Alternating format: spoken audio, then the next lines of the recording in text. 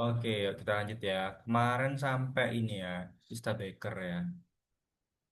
Oke, ya ini kesimpulannya ya. Cista dermoid, epidermoid, ateroma, ganglion atau Baker sama lipoma ya. Yang paling nanti yang sering keluar itu tentang tata laksananya ya, ekstirpasi atau eksisi. Nah, lipoma itu dia, kalau menurutku yang benar ekstirpasi ya benarnya ini. Karena lipoma itu kan dia berkapsul dan kalau diambil itu harus sama kapsulnya. Jadi kalau diambil sama kapsulnya itu namanya ekstirpasi. Tapi kalau cuma diambil isinya itu eksisi. Lanjut trauma ginjal ya. Trauma ginjal ini trauma baik tumpul maupun trauma penetrasi ya. Trauma penetrasi itu trauma yang sampai tembus. Ya, bisa biasanya ya tumpul bisa, tajam bisa. Pokoknya dia sampai menembus ya. Terutama pada area pinggang, punggung dan dada bawah. Manifestasi klinisnya kalau misalkan dia itu sampai grade-nya udah berat, itu bisa menyebabkan hematuria. Bisa gross, bisa mikroskopik. Gross itu benar-benar kelihatan mata ya kalau pipisnya itu ada darahnya. Kalau mikroskopik itu tampaknya normal, tapi ternyata waktu dicek UL itu ternyata ada eritrositnya. Terus ada nyeri, terutama di regioflank. Kemudian karena trauma ginjal ini dia bisa menyebabkan ruptur ya, ruptur ginjal dan terjadi perdarahan internal, internal ya, perdarahan di dalam yang bisa jadi dari luar tuh nggak kelihatan. Karena dia perdarahan terus-terus ya, nanti bisa terjadi shock hemorrhagic ya. Dan bisa disertai cedera organ lain karena hipoperfusi dari organ lain. Kemudian kalau dia bisa kena kosta, ya dia bisa kena fraktur kosta bagian bawah atau prosesus spinosus vertebra. Mendiagnosanya gold standarnya CT scan ya, karena nanti dari CT scan itu kita bisa lihat robekannya itu seberapa dan kena lapisan apa. Tapi bisa pakai Beno IVP juga, bisa pakai MRI juga, USG juga bisa. Nah ini ya klasifikasinya ya. Jadi ginjal itu kan dia eh jadi kalau perhatikan ginjal itu kan dia di sekelilingnya itu kan ada jaringan ikat ya. Ada jaringan ikat yang dia itu menopang ginjal. Nah, grade satu itu dia terjadi perdarahan di subkapsular. Jadi sebenarnya dia itu perdarahannya di luar ginjal. Ya. Terjadi trauma ginjal tapi perdarahannya itu masih di luar ginjal. Subkapsular ya. Atau di dalam ginjal tapi di lapisan di bawah lapisan paling luarnya. Ya, hematom subkapsular dan dia tidak meluas sampai ke area jaringan ikatnya dan juga dia tidak meluas ke dalam. Dan ini nggak ada laserasi, dia cuma memar aja sebenarnya ginjalnya itu. Tapi kalau dia grade 2 itu dia udah muncul laserasi ya. Laserasinya itu kurang dari 1 cm di korteks ginjalnya ini. Dan dia perdarahannya sampai meluas ke jaringan ikat di sekitar ginjalnya ini ya. Atau di perirenal. Di Halo, area. Mas. Halo, halo. Agak putus-putus ya, Mas. Putus-putus ya, saya ganti sinyal. Putus-putus.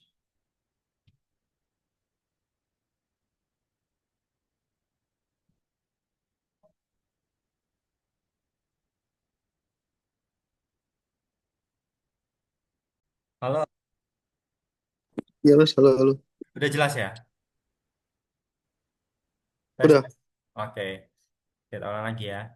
Jadi ginjal itu kan di sekelilingnya itu ada jaringan perirenal namanya ya. Dia itu terdiri dari jaringan ikat, yang ada jaringan lemaknya juga. Jadi dia itu menopang ginjal.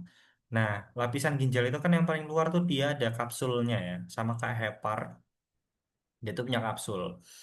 Nah, kalau grade 1 dia itu sebenarnya belum ada laserasi ya, atau belum ada robekan. Tapi sudah terjadi perdarahan. Perdarahan ini biasanya berupa memar aja. Tapi dia sudah cukup untuk membuat perdarahan di subkapsular atau pas di bawah kapsul. Dan dia nggak meluas ke jaringan perirenal. Kalau grade 2 itu dia udah ada laserasi tapi kecil, ya, kurang dari 1 cm di korteks ginjalnya ya. Dan dia perdarahannya itu karena dia terjadi laserasi, ya. Jadi darah yang dari ginjal itu dia keluar sampai ke jaringan perirenal ini. Dan ada poin penting yaitu tanpa ekstravasasi urin. Ekstravasasi urin itu urinnya keluar ke jaringan perirenal ini. Bayangin ginjal itu kan di dalamnya banyak banget sistem tubulus ya. Apa unit nefronnya kan banyak di sini. Ini kalau laserasinya lebih lebar dikit, terus kena sistem tubular atau tubulus, urin-urin yang di sistem tubulus itu dia bisa bocor. Nah, itu nanti terjadi di grade 4 ya. Kalau grade 3 itu dia laserasinya lebih lebar lagi, lebih dari 1 cm, tapi dia belum kena ke sistem nefronnya ya, atau sistem tubularnya itu masih belum kena. Jadi dia cuma darahnya tuh meluas ya sampai jaringan perineal. Sama kayak grade 2 yang membedakan cuma ukuran laserasinya aja. Kalau di grade 4 dia itu sudah nyampe medula alias dia sudah nyampe sistem tubular. Dan dia udah sampai PCS ya. PCS itu pelvico pelvicocalyx system ya. Pelvicocalyceal system. Jadi dia udah kena ke penampung urinnya. Maka kalau gitu nanti urinnya dia bisa keluar bersama dengan darahnya ini. Dan sudah ada jejak pada endotel arteri dan vena renalis. Nah, kalau grade 5 ini udah terjadi fragmented ya. Ginjalnya itu udah fragmented. Fragmented itu dia terpecah menjadi beberapa bagian. Jadi ginjalnya itu istilahnya kasarannya udah hancur ya. Avulsi dari pedicle renalis. Sehingga ginjal menjadi devaskularisasi. Jadi ada beberapa bagiannya itu yang dia avulsi. Avulsi itu kelepas ya. Ini bagian ginjalnya dia dia lepas dari sistem intinya dari ginjal. Jadi udah nggak dapat vaskularisasi lagi. Ya ini juga dia avulsi lepas hancur ya. Itu grade 5. Cara ngafalinnya itu eh, hafalin yang grade 2 sama 3 aja. Kalau grade 2 itu laserasi kurang dari 1 cm, grade 3 laserasi lebih dari 1 cm. Berarti ke atas dia akan lebih parah. Yang keempat itu dia ekstravasasi urin. Yang kelima avulsi renalis atau hancur. Kalau grade 1 berarti dia nggak ada laserasi. Itu trauma ginjal ya. Ingat gold standarnya pakai CT scan.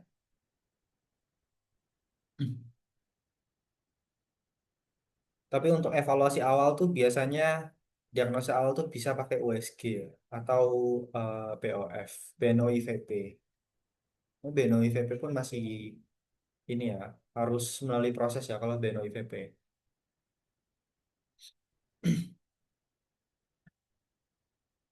Misalnya ruptur buli atau vesika urinaria. Jadi kalau ruptur buli ini biasanya terjadi karena trauma, ya trauma pada area pelvis, area abdomen bawah ya. Nah, vesika urinaria itu kan dia bentuknya kayak dom, ya, kayak kubah. Nah, bagian yang paling atas itu adalah yang paling lemah, bagian kubahnya, bagian atasnya, bagian pucuknya. Jadi kalau kita bisa gambarin vesika urinaria itu kayak gini.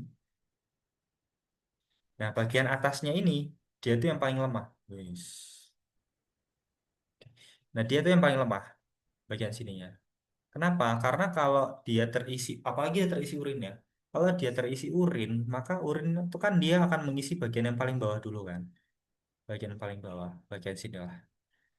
Nah, bagian buli yang terisi air, dia dindingnya itu akan ketahan sama tegangan permukaan dari urin itu. Maka dia nggak, kalau pecah dia nggak akan pecah di bagian bawahnya, tapi bagian atasnya atau bagian domnya. Itu kalau terisi urin ya. Tapi kalau dia lagi nggak terisi urin, maka dia bisa aja ruptur di bagian bawah. Maka nanti kita bisa bedain ruptur ruptur buli itu jadi dua, yang intraperitoneal sama retro atau ekstraperitoneal. Yang kubah, yang kalau dia rupturnya di bagian kubah ini, itu berarti nanti dia rupturnya ke intraperitoneal.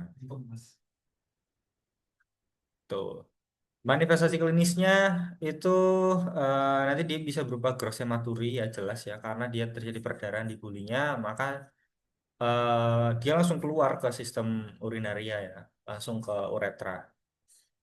Bisa terjadi distensi abdomen karena cairan dari urin ini kalau misal dia kalau kalau buli itu ruptur maka bulinya itu kan nggak bisa nahan urinnya jadi urinnya keluar ke abdomen jadi bisa terjadi distensi abdomen bisa terjadi asites ya asites tapi isinya urin bisa jejas pada suprapubik dan sulit PAK.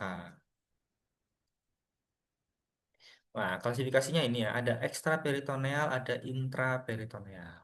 Kalau intraperitoneal itu yang tadi diceritain ya. Jadi kalau bulunya itu lagi penuh, lagi banyak urinnya, kemudian terjadi trauma pada pelvis, nanti bisa ruptur buli. Ruptur bulinya itu karena bagian yang paling lemah itu bagian atas, ya karena nggak ketahan sama air ya. Jadi yang pecah itu yang bagian atas. Nanti urinnya nanti dia akan keluar semua ke atas ya. Urinnya akan dia keluar semua ke atas. Karena di atas ini ada peritoneum, jadi maka klasifikasinya namanya jadi ruptur buli intraperitoneal. Sering terjadi pada sudden force pada kandung kemih yang sedang penuh ya. Pemeriksaannya nanti pakai kontras ya, ada yang namanya sistosonografi. S- eh, saya lupa namanya. Sistogram.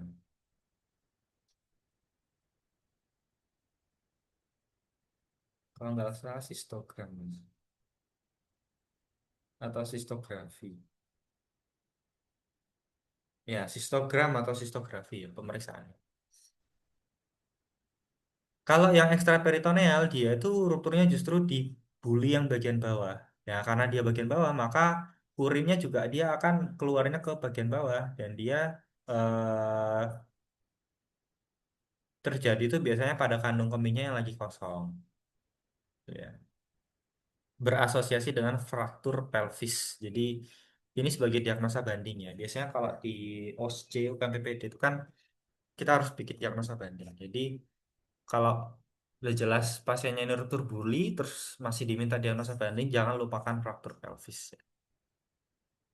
Pemeriksaannya bisa menggunakan sistogram atau sistografi, nanti dimasukkan cairan kontras ya ke dalam kandung kemihnya, terus dilakukan foto X-ray. Nah, nanti foto X-ray itu dilihat eh, kontrasnya itu dia jatuh kemana? Jatuhnya ke bawah buli atau ke atas? Nah, kalau dia ke atas, berarti dia intraperitoneum. Tapi kalau dia ke bawah, nah ini namanya dia flame shape ya, atau seperti pijaran api. Jadi di sini nanti dia ada putih-putihnya gitu. Nah, itu pijaran api atau flame shape. Itu ruptur buli yang ekstraperitoneal. Tata laksananya beda ya, tata laksananya beda. Kalau yang ekstraperitoneal itu tidak selalu membutuhkan operasi repair. Jadi cukup dengan kateter Foley ya atau door kateter itu 7 sampai 14 hari itu bisa membaik. Tapi kalau yang ruptur buli intraperitoneal itu maka harus dilakukan repair ya dan harus cepat. Kenapa harus cepat? Karena dia itu intraperitoneal, otomatis urinnya itu bisa kena peritoneum. Ada risiko terjadinya peritonitis sekunder. Maka harus segera dilakukan repair atau tata laksana dan kalau perlu laparotomi untuk membersihkan peritoneumnya. Kalau udah terjadi peritonitis ya. Tapi kalau belum, kalau nggak terjadi peritonitis ya, maka belum perlu ya. Tapi yang pasti harus dilakukan repair ya, repair laparoskopi tata laksananya.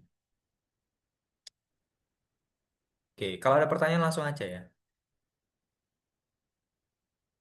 Lanjut ruptur uretra. Nah, kita makin ke bawah lagi.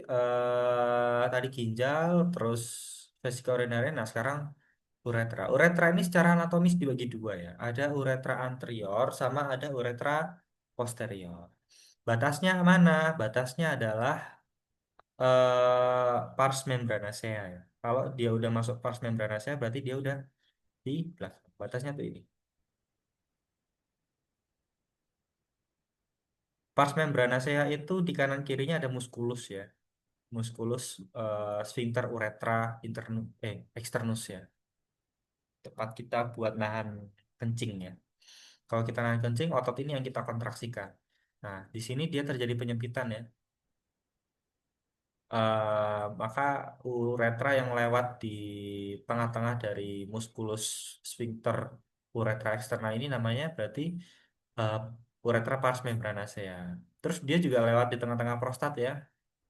Di tengah-tengah prostat maka namanya jadi uretra pars prostatica. Kalau yang anterior ya udah nanti dia dari pars membranacea itu ke arah depan sampai ke mana ini namanya pars navicular. Pars navicular yang paling ujung ya. eh Ruptur ureter anterior itu terjadi di pars bulbosa, pendularis. Pendularis itu ini ya. Sorry. Pars pendularis itu kalau nggak salah dia di yang daerah pelebaran ini. Kalau navicular dia di ujung. Nanti gejalanya bisa berupa meatal bleeding. Ya, meatal bleeding atau bloody discharge. Ya. Harus bisa membedakan antara hematuria atau bloody discharge. Ya, jadi hematuria itu tidak sama bloody discharge. Kalau hematuria itu jelas darahnya itu keluar pada saat kencingnya. Tapi kalau bloody discharge itu meskipun tidak sedang kencing, itu dia terjadi perdarahan. Jadi darahnya netes, darahnya keluar meskipun pasiennya itu nggak lagi kencing. Nah, karena dia terjadi trauma pada uretranya, maka biasanya responnya itu berupa retensi urin. Karena urinnya nggak bisa keluar ya.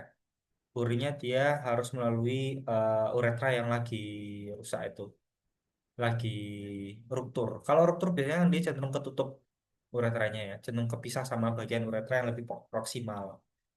Jadi urinnya nggak bisa keluar. Nanti gejalanya, nanti klinisnya bisa juga straddle injury, sama ada butterfly hematome atau sleeve hematome. Butterfly hematome itu dia ini darahnya itu memenuhi bagian mana itu namanya? Skrotum ya, bagian testis. Sorry, bagian skrotum intraskrotal sama bagian kulit dari penis. Nanti nanti gambarnya itu kayak kupu-kupu. Namanya, nah ini kayak gini ya. Ini butterfly hematome. Ini berarti ruptur uretra yang anterior. Karena darahnya sampai dia memenuhi ini ya, skrotum. Kemudian kalau yang uretra posterior, dia itu terjadi di pars prostatica sama pars membranacea ya. Antara dua itu. Ini biasanya juga berasosiasi dengan fraktur pelvis ya, jangan lupa. Sama, jadi fraktur pelvis itu dia kalau terjadi, dia bisa mengakibatkan dua hal. Bisa ruptur uretra posterior, bisa juga ruptur buli yang ekstraperitoneum.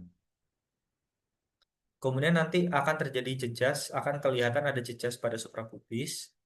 Kalau pada anamnesis nanti didapatnya dari riwayat trauma tumpul sama high riding bisa terjadi high riding prostat ya atau floating prostat nama lainnya ya. Jadi kalau dilakukan RT atau rectal 2C itu nanti keraba prostatnya itu kayak melayang, bukan melayang sih. Kalau melayang kan di udara ya, tapi ini di air. Jadi kayak dia kayak di sekelilingnya itu kan dipenuhi sama darah ya, air ya. Maka kalau kita RT itu terus diraba dari belakang itu prostatnya tuh kayak melayang gitu, menggendang gitu. Terus bisa terjadi hematoma perineal ya. Di daerah perineumnya bisa bisa muncul hematoma.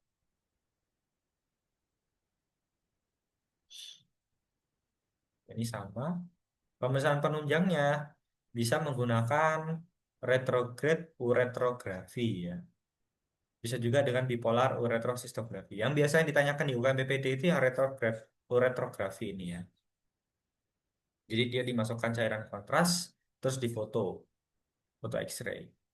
Tata laksananya simptomatis, dan kalau misalkan terjadi retensi urin, ini tidak boleh dilakukan pemasangan kateter ya.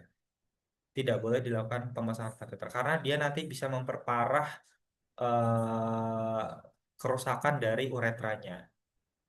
Jadi kalau misalkan terjadi retensi urin, maka yang bisa dilakukan adalah fungsi suprapubik, dikeluarin dari langsung dari vesika urinaria. Ya. Jadi harus diraba, vesika urinaria harus diraba penuh apa enggak. Kalau penuh maka dilakukan fungsi suprapubik. Setelah itu harus dirujuk ya, untuk dilakukan repair ya. Nah, sekarang soal ya. Seorang pasien wanita berusia 29 tahun. Oh, aku cari soal yang ini aja. Ini kan yang kemarin. Soal kemarin. Nah, ini. Seorang laki-laki usia 35 tahun dibawa ke IGD setelah mengalami kecelakaan sejak 3 jam yang lalu.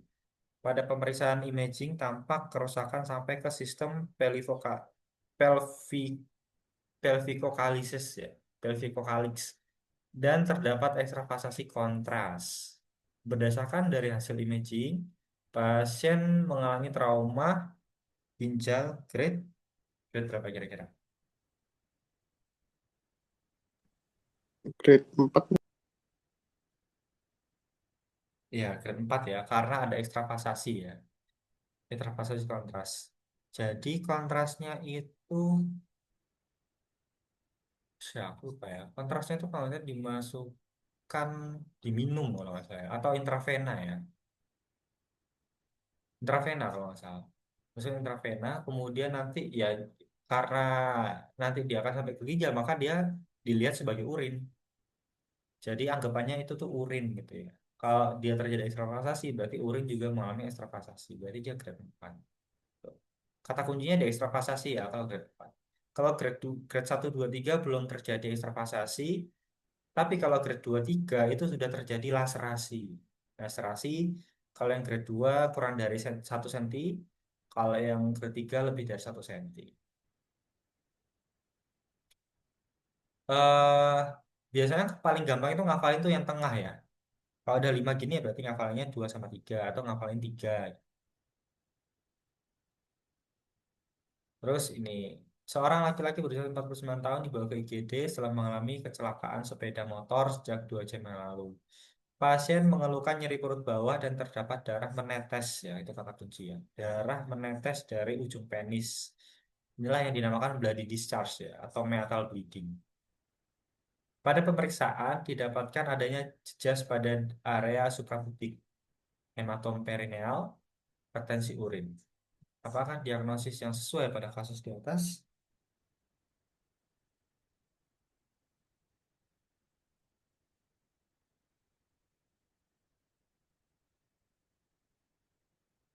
Halo, halo. Cek. Halo. Halo? Iya. Em, struktur uretra mungkin. Oh, ada darah menetes dari ujung. Nah, ada darah. Berarti Ini kira-kira berarti, oh. Struktur buli mungkin. Soalnya ada retensinya juga. kalau ruptur buli itu maka dia bukan meatal bleeding atau darah menetes, tapi dia hematuri. Harus bisa membedakan hematuri sama bloody discharge. Kalau hematuri itu dia keluarnya bareng sama kencing. Jadi pasien kencing darahnya keluar. Tapi kalau nggak kencing nggak keluar. Nah kalau bloody discharge atau darah menetes ini asumsinya adalah dia lagi nggak pipis. Maka ini Hmm, bloody discharge. Berarti dia bukan ruptur buli harusnya. hmm, hmm. Struktur uretra yang posterior. Nah, ini ruptur uretra ya.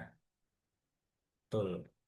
Ruptur uretra yang posterior. Karena kata kuncinya kalau yang membedakan posterior sama anterior itu ini ya, jejas pada area suprapubik. Area suprapubik itu udah masuk uretra yang pars posterior. Harusnya yang kena itu antara pars membranasnya atau pars prostatica. Kalau eh, nanti pada pemeriksaan itu kelihatan ada butterfly sign atau butterfly hematom, nah itu baru yang anterior. Jadi kalau jawab soal UKM PPD itu selalu perhatikan objektifnya. Ya. Kita kan kalau menganalisa pasien kan SOAP ya, subjektif, objektif, assessment planning. Subjektif itu kan isinya keluhan-keluhan, objektif itu isinya hasil-hasil pemeriksaan ya. Nah, kalau pasien itu mengeluhkan nyeri perut bawah dan darah menetes dari ujung penis, itu biasanya kita udah mikir, oh kayaknya nih ureter anterior. Kayaknya nih ureter anterior. Kenapa? Karena darahnya netes dari ujung penis. Sedangkan ujung penis itu lebih dekat ke uretra anterior daripada posterior. Tapi lihat lagi hasil pemeriksaannya gimana. Hasil pemeriksaannya ada jejas di suprapubik. Loh, kok di suprapubik? Padahal tadi kita mikir ruptur uretranya anterior kan. Harusnya kalau anterior itu dia nggak suprapubik jejasnya. Jejasnya harusnya di area skrotum sama kulit penis, kulit dari batang penis, dari korpus penis ya. Atau nama lainnya tuh butterfly hematom. Tapi ini adanya suprapubik. Maka kemudian ditambah lagi ada hematom perineal.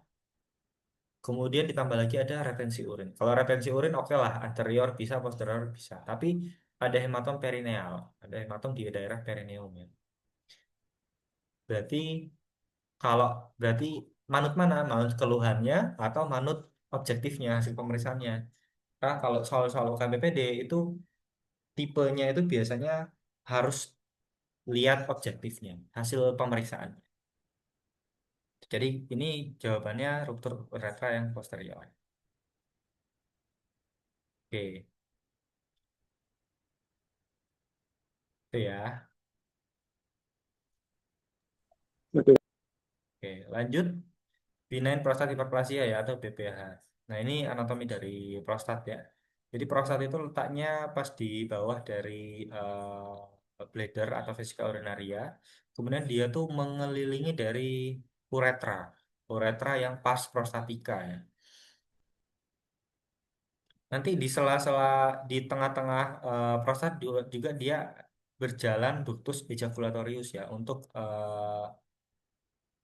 menyalurkan sperma dari vesika vesika seminalis ke dalam uretra. Nah, di prostat itu terbagi dari beberapa zona ya. Yang penting untuk diingat itu ya cuma zona perifer sama zona transisional. Karena nanti di soal UKM PPD itu beberapa kali ditanyain tentang zona ini. Kalau BPH itu dia terkenanya di zona transisional. Kalau yang CA prostat itu terkenanya di zona perifer, zona yang paling luar. Antara sentral sama perifer itu ada transisional.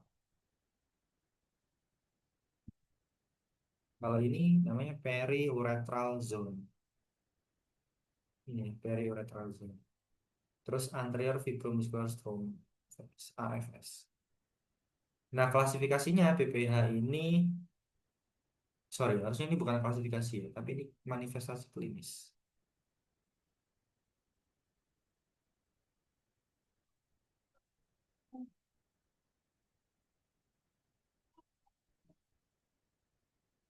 Manifestasi klinisnya itu ada gejala iritatif sama gejala obstruktif ya. Ini kita juga kenal nama lainnya itu sebagai gejala LUTS atau lower urinary tract syndrome. Ada gejala iritatif, ada gejala obstruktif. Gejala iritatif itu dia mirip sama ISK ya. Kalau terjadi radang itu di lower urinary tract-nya atau daerah bawah, saluran kemih bagian bawah, itu dia maka muncul gejala iritatif sama kayak ISK. Ada frekuensi, urgensi, nokturia sama inkontinensia. Kalau frekuensi berarti dia frekuensi BAK-nya itu dia meningkat. Jadi dia makin sering kencing. Nanti ada kaitannya juga sama nokturia karena dia sering kencing. Maka sebenarnya kalau kita sering kencing di siang hari itu nggak akan terasa. Maksudnya nggak akan mengganggu. Yang mengganggu, yang baru mengganggu itu kalau kita akan sering kencing di malam hari. Itu yang mengganggu karena malam itu kan waktunya istirahat ya. Agak keganggu kalau kita harus bolak-balik kamar mandi. Jadi dibikin istilah khusus untuk orang-orang yang sering kencing di malam hari itu namanya nokturia. Padahal itu sama aja kayak poliuria ya, sama aja kayak frekuensi ini. Kemudian urgensi. Urgensi ini ketika kita kerasa kebelet gitu ya. Kalau kebelet pipis itu nggak bisa ditahan, kayak harus ndang cepet dikeluarin gitu. Itu gejala urgensi. Kemudian ada inkontinensia ya. Inkontinensia atau sama aja kayak urgensi sebenarnya. Ketidakmampuan kita untuk nahan kencing. Tapi itu biasanya kalau udah yang parah ya. Nah, kalau BPH ini kebanyakan yang muncul itu adalah gejala obstruktifnya. Dia bisa gejala iritatif kalau dia udah muncul ISK ya, akibat retensi urin. Tapi kalau dia masih awal, nah itu biasanya gejala obstruktif. Maksudnya masih awal itu masih belum muncul komplikasi ISK ya. Dia masih BPH tok. Itu obstruktif, gejala obstruktif. Dia gejala obstruktif itu berupa weak stream. Weak stream itu pancarannya lemah ya. Jadi nggak jauh gitu ya. Kalau waktu kemudian kalau intermitensi itu kayak apa ya? Intermitensi itu kayak waktu pipis itu dia nggak sekali ngucur, ya dia nggak sur terus habis gitu nggak, tapi dia putus-putus. Pipisnya tuh putus-putus. Nah itu namanya intermitensi. Kalau straining itu setelah kita pipis itu dia masih ada tetes-tetes urin yang kesisa, ya atau apa nama lainnya itu dribbling. Urine staining.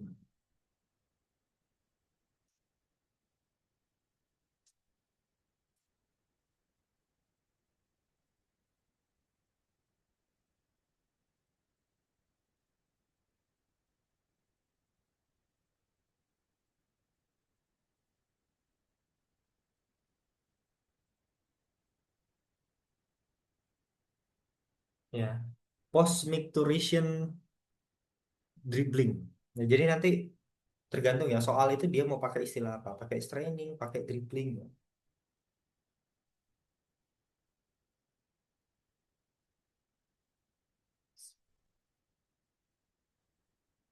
Nah, itu sama micturition, post micturition,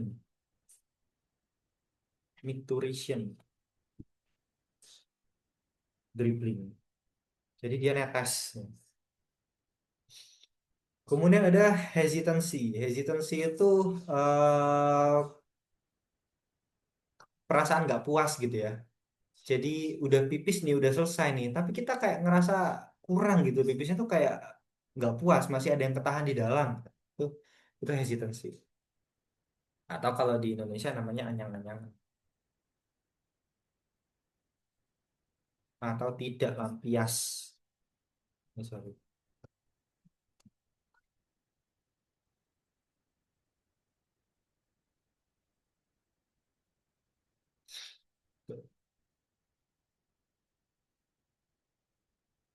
Nah ini kalau mendiagnosanya dari klinis itu biasanya kita lakukan RT ya. Kita lakukan rektal tuse, nanti teraba ukuran prostatnya tuh membesar, kira-kira lebih dari 3 cm. Kemudian teraba kenyal, simetris, hilangnya sulcus prostat, dan yang paling penting itu ini di sini enggak, ini apa? Pool atas tidak teraba.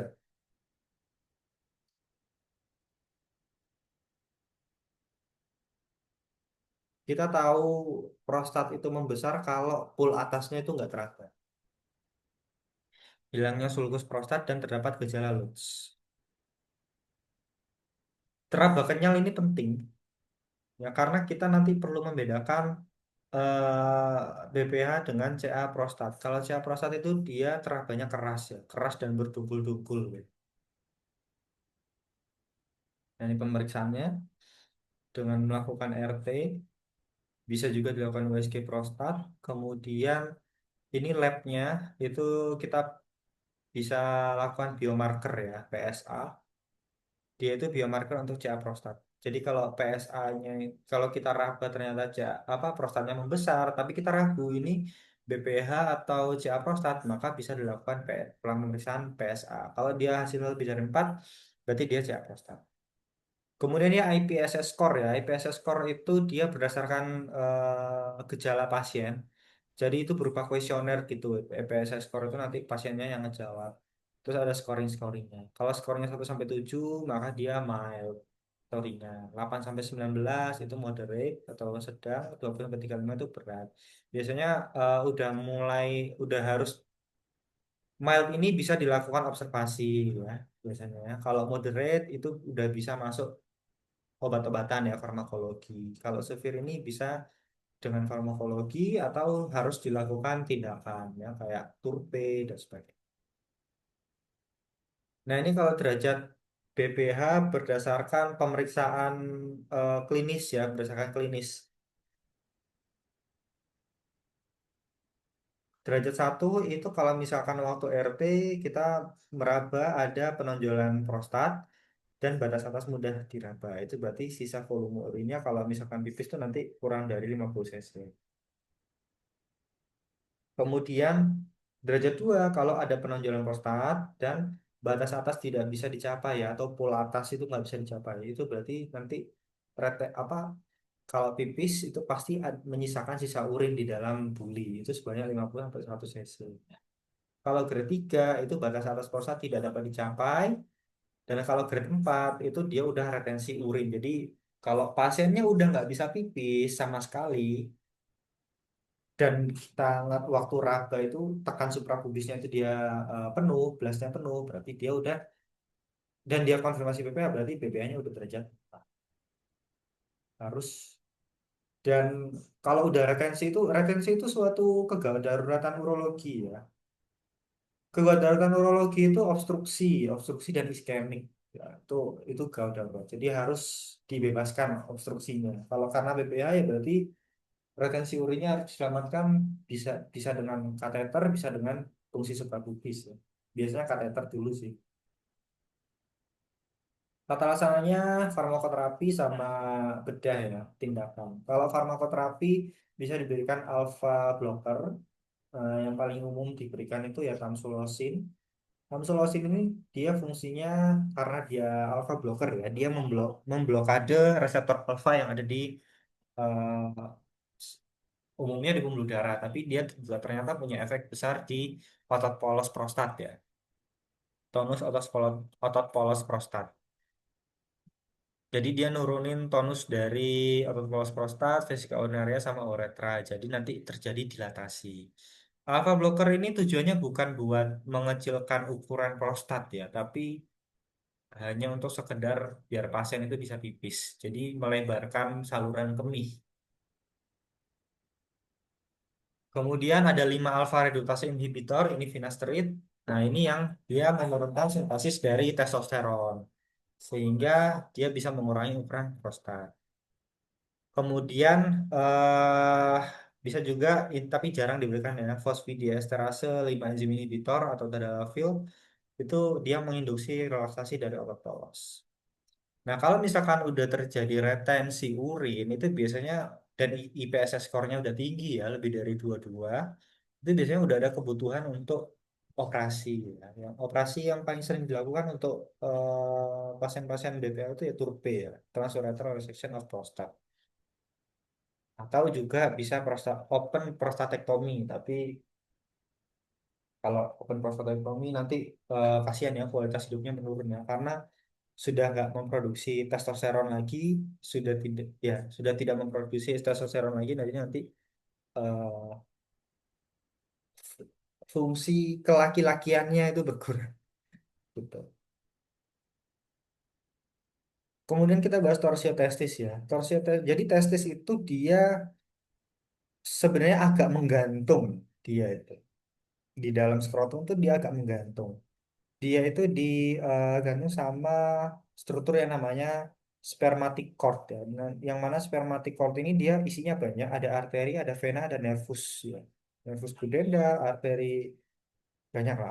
Aku nggak hafal juga ya, arteri sama venanya. eh dan juga sama ini apa namanya?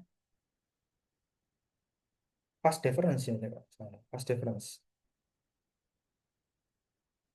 Nah, kalau dan biasanya si testis ini dia itu apa namanya, difiksasi ya sama struktur yang namanya gubernaculum ini. Ada ligamen-ligamennya di sekitarnya itu harusnya. Nah, pada beberapa orang yang tidak punya yang tidak ada fiksasinya ini, yang tidak ada gubernaculumnya ini atau nggak ada ligamennya, resiko si testisnya ini dia menggantung dan dia bisa torsio. Torsio itu keputer ya, kepelintir. Ya kalau dia kepelintir gitu nanti bahayanya adalah arteri atau vena yang ada di dalam spermatic cord ini yang dia fungsinya adalah untuk memberi vaskularisasi, memberi makan dari testis itu dia kejepit. Ya, contohnya kayak ini nanti kejepit. Kalau kejepit itu maka nanti testisnya bisa terjadi iskemik. Nah, ingat iskemik itu adalah suatu gangguan daruratan ya, kayak gini. Nah, nanti si testisnya itu dia agak keangkat sama horizontal ya. Manifestasi klinisnya tuh dia nyeri akut yang hebat pada skrotum. Tapi hati-hati, kalau pada pasien yang ada komorbid kayak diabetes, itu pasti nanti gejala nyerinya tuh akan berkurang karena dia sudah mengalami neuropati ya. Kalau dia udah mengalami neuropati, maka nanti dia nggak terlalu merasakan nyeri. Tapi kalau pada orang yang healthy ya, orang yang sehat, nggak ada riwayat diabetes, nggak ada riwayat neuropati, dia biasanya merasakan nyeri akut yang hebat pada skrotum ya. Biasanya juga menjalar ke abdomen, menjalar ke paha, atau ke inguinal. Kemudian pada pemeriksaan kita bisa lihat testisnya itu bengkak kemerahan. Nah ini hati-hati harus bisa dibedakan dengan inflamasi testis ya atau inflamasi pada epididymis, akut epididymitis ya. Itu harus bisa dibedakan. Juga ada gejala iskemik ya, ada mual sama muntah, gejala konstitusional ya. Bisa juga terjadi demam harusnya. Nah, pada pemeriksaan fisik dia eh, testis tampak lebih tinggi ya. Di testis yang terjadi torsio itu dia akan tampak lebih tinggi, bengkak dan iskemik atau biru. Kemudian posisi testis dia akan lebih horizontal. Nah, pemeriksaannya ini yang kita bisa bedain ya. Kita membedakan mana torsio testis, mana epididymitis ya. Franchise-nya tuh negatif. Franchise itu kita minta pasien untuk berdiri. Pasien kan lagi merasa nyeri tuh. Testisnya itu kita coba angkat pakai tangan ya. Kita coba angkat pakai tangan. eh Terus kita lihat responnya, nyerinya itu berkurang apa enggak. Nah, kalau misalkan nyerinya itu tidak berkurang, ya artinya pasien itu tetap merasa nyeri, itu berarti friend sign-nya negatif. Friend sign itu positif apabila nyerinya membaik. Nah, itu biasanya tanda dari epididymitis sama inflamasi testis. Inflamasi testis itu apa namanya? Testis itu bahasa latinnya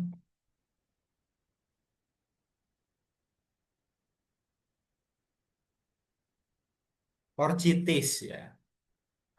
Bisa akut orchitis, bisa akut epididymitis. Nah, kita bedanya dari friend sign ini.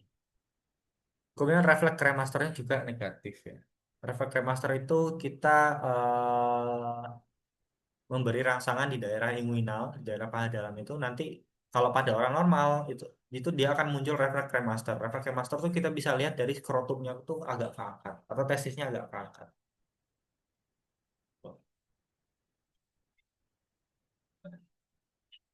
Nah, ini ada scoringnya ya.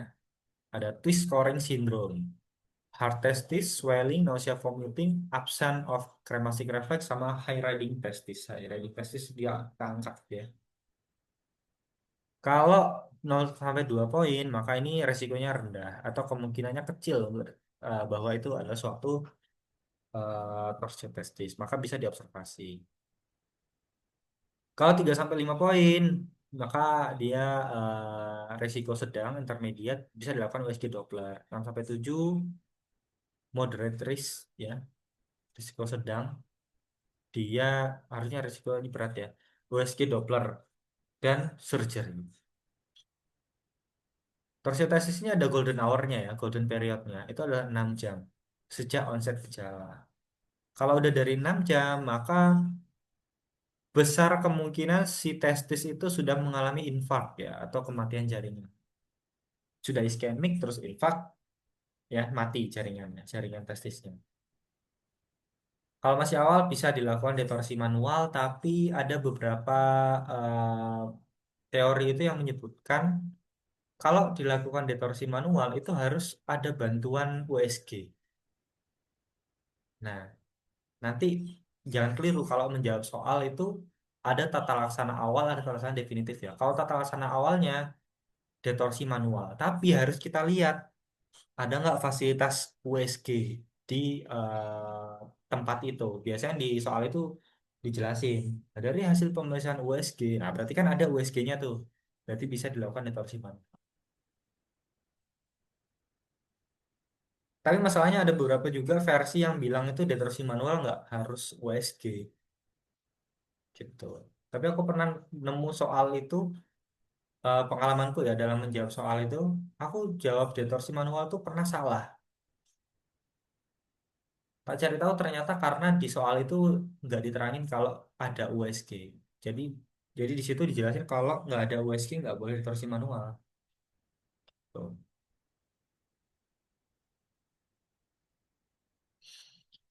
Golden periodnya 6 jam ya. Kalau udah lebih dari 6 jam ya sebaiknya dioperasi. Kalau lebih, sorry, kalau lebih dari 6 jam itu bisa dilakukan orkidopeksi. Orkidopeksi itu testisnya nggak diangkat, tapi cuma diperbaiki ya, kayak diputar detorsi pada di detorsi intraoperatif ya. Kalau lebih dari 6 jam itu nanti harus dilihat dulu testisnya masih viabel apa enggak, masih hidup apa enggak. Kalau udah non viabel maka dilakukan orkidektomi atau diangkat satu testisnya. Nah ini torsiotestisnya. Pemeriksaan penunjangnya itu Doppler ya, USG Doppler itu wajib. Karena dengan Doppler kita bisa lihat flow dari arterinya, ya, flow dari pembuluh darahnya ya. Apakah flow-nya itu lancar apa enggak, nyampe tesis apa enggak, gitu. Oke, ini lanjut epididymitis ya. Epididymitis itu dia ada peradangan pada epididymis yang biasanya disebabkan karena bakteri. Ya. Bakterinya itu bisa Chlamydia trachomatis, Neisseria gonorrhoeae, E. coli, Enterobacteriaceae. Jadi dia juga cukup erat kaitannya sama apa infeksi menular seksual ya, IMS. Bisa karena Chlamydia trachomatis, bisa Neisseria gonorrhoeae. Atau dia juga bisa komplikasi dari ISK ya. Karena E. coli, karena Enterobacteriaceae. Bisa juga dapat diawali oleh infeksi mumps. Jadi pada anak-anak ya yang belum vaksin mumps, atau apa ya, mumps itu kan biasanya di parotis ya, kelenjar parotis pegunungan. Nah itu kalau misalkan tidak disembuhkan atau tidak diobati mumpsnya itu, dia bisa berakibat atau dia bisa berkomplikasi menjadi epididymitis sama orchitis seharusnya. Tapi paling sering tuh lebih sering biasanya orchitis daripada epididymitis komplikasinya. Ya, bisa juga karena efek dari tindakan operasi, komplikasi dari tindakan operasi, bisa juga lanjutan dari IMS ya, infeksi menular seksual. Gejalanya bisa berupa nyeri bengkak pada skrotum, kemudian demam ya, tanda infeksi kayak biasanya. Sama yang khas itu ada franchise-nya positif ya. Jadi kita coba pasien berdiri terus kita angkat testisnya ya. Tata laksananya karena ini adalah suatu infeksi bakteri, maka pilihannya adalah antibiotik. Antibiotik ceftriaxone 250 mg intramuskular dosis tunggal dan doxycycline 2 kali 100 mg selama 10 hari. Ini sebenarnya obat apa sih? Ini kalau diperhatikan sebenarnya ini adalah obat obat gonore obat iya obat gonore ya. Gonore plus non gonore. Kemudian bisa juga diberikan ofloxacin 2 kali 300 selama 10 hari, bisa juga levofloxacin 1 kali 500 selama 10 hari. Membedakan epididymitis sama torsiotestis ingat ya dari franchise. Kemudian ini spermatokal, ini sebenarnya jarang keluar di UKMPD. Spermatokal itu tahu hidrokel kan? Nah, sebenarnya ini sama kayak hidrokel, cuma isinya sperma gitu aja. Jadi spermatokal ini dia adanya masa kistik ya, ya gampangnya dia hidrokel, tapi sebenarnya isinya itu adalah sperma. Dan ini biasanya kalau di soal itu dijelasin bahwa pasien punya riwayat vasektomi atau istilah lainnya vasektomi itu eh, KB mantap ya, kontrasepsi mantap pada pria atau vasektomi. Manifestasi klinisnya itu dia biasanya asimptomatik, kemudian cuma pasiennya itu biasanya cuma mengeluh ada benjolan aja di eh, area skrotumnya ya, terutama di postero superior. Kenapa kok di postero superior ya? Karena pada vasektomi itu kan yang dipotong adalah vas deferens ya. Vas deferens itu letaknya di atas dari testis ya dan di belakang ini ya, putih-putih ini loh. Maka otomatis kalau dia bocor spermanya di situ otomatis yang teraba nanti di area belakang dan agak ke atas. Transiluminasi positif sama kayak hidrokel yang kemudian waktu diaspirasi ternyata didapatkan banyak cairan sperma. Ya kemudian varikokel. Kalau varikokel ini dia berupa pelebaran vena ya. Sebenarnya dia kayak varises gitu, cuma terjadinya di plexus pampiniformis ya. Plexus pampiniformis itu dia ada di dalam spermatic cord ya. Dia adalah suatu dilatasi, sorry. Dia adalah ada suatu dilatasi abnormal dari vena pada plexus pampiniformis akibat gangguan aliran darah balik pada vena spermatica.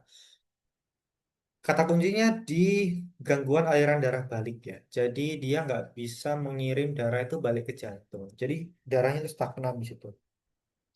Biasanya ini terjadi pada pasien yang dia itu mempertahankan posisi stasis terlalu lama ya. Posisi stasis itu kayak dia tuh duduk terus atau berdiri terus ya atau tiduran terus ya. Nah itu nanti karena dia posisinya stagnan dan dia itu melawan gravitasi ya. Sedangkan si plexus paminiform itu kan harus mengembalikan darah kembali ke jantung. Yang mana dia melawan gravitasi ya. Jadi disitulah karena dia nggak mampu melawan gravitasi, dia terjadi stagnasi di situ. Akhirnya numpuk, akhirnya plexus paminiformnya jadi melebar. Ini apa ini kok? Ini grading ya harusnya. Sebentar.